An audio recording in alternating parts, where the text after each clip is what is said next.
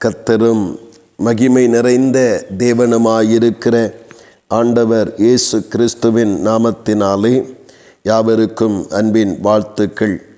தேவன் தாமே ஒருவரையும் ஆசீர்வதித்து பாதுகாத்து மகிமைப்படுத்துவாராக. இந்த நாளுக்குரிய தியான வசனம் நீதிமொழிகள் அதனுடைய 18வது அதிகாரம் 21வது வசனம். மரணமும் ஜீவனும் நாவின் அதிகாரத்தில் இருக்கும் என்று அங்கே சொல்லப்பட்டிருக்கிறது.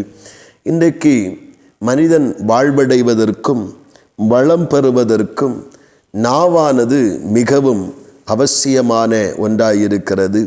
அவயவங்களிலேயும் நாவுக்கு விசேஷித்த விதமான ஒரு பொறுப்பும் ஒரு பகுதியும் அங்கே கொடுக்கப்பட்டிருக்கிறது. இன்றைக்கு மனிதன் நினைக்கிறதையும் மனிதன் சிந்திக்கிறதையும் செயல் வடிவமாக பெறுவதற்கு நாவானது மிகவும் உதவியாயிருக்கிறது.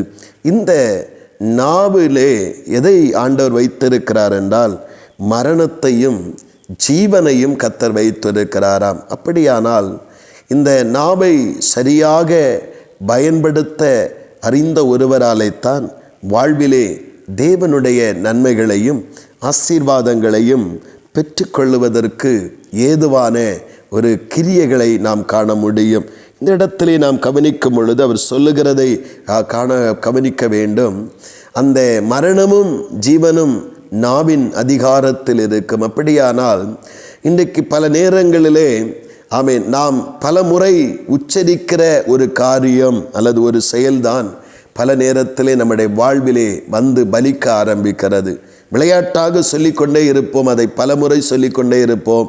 அதுவே அப்படியே வந்து அந்த வாழ்க்கையில் நிறைவேற ஆரம்பிக்கிறது. அப்படியல்ல பிரியமானவர்களே, தேவ சமூகத்தில் தேவனுக்குரியவர்களாயிருக்கிற நீங்களும் நானும் தேவனுடைய சமூகத்தில் நாவை சரியாக விசுவாசமான பரிசுத்தமான பிரயோஜனமுள்ள வார்த்தைகளை பேசுவதற்கு நாம் பயன்படுத்தி கொள்ள வேண்டும்.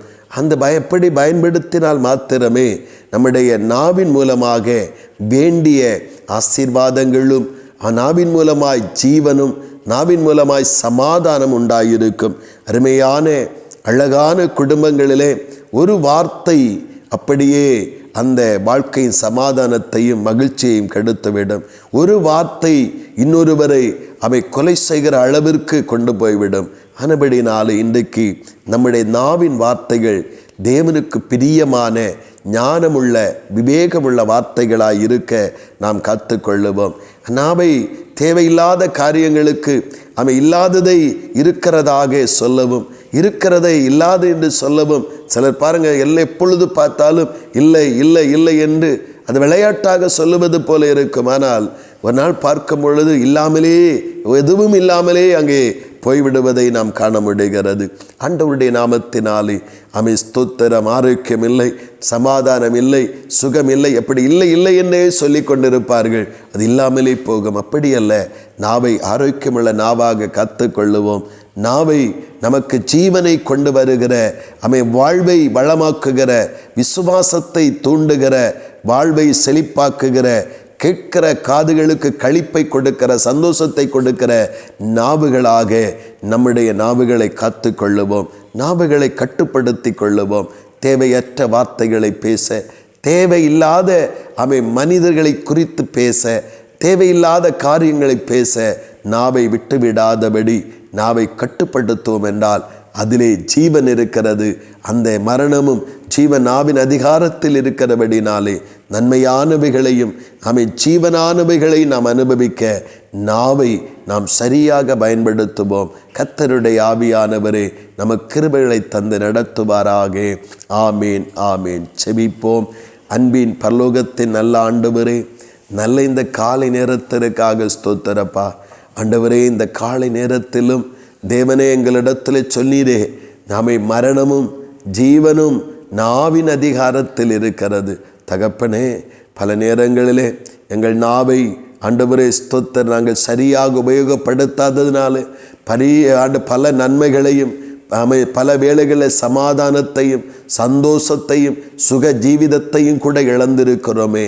கர்த்தரே, எங்களை நாவை துதிக்கிறதற்கும் பரிசுத்தமானவைகளை பேசுகிறதற்கும் செம்மையானவைகளை பேசுகிறதற்கு உதவி செய்யும். வாயின் தாறுமாறுகளை எங்களை விட்டு அகற்றுவீராக.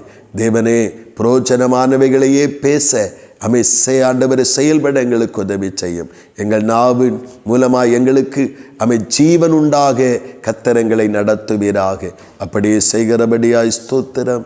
இயேசு கிறிஸ்துவின் மூலம் செபிக்கிறோம் ஜீவனுள்ள நல்ல பிதாவே. ஆமீன், ஆமீன்.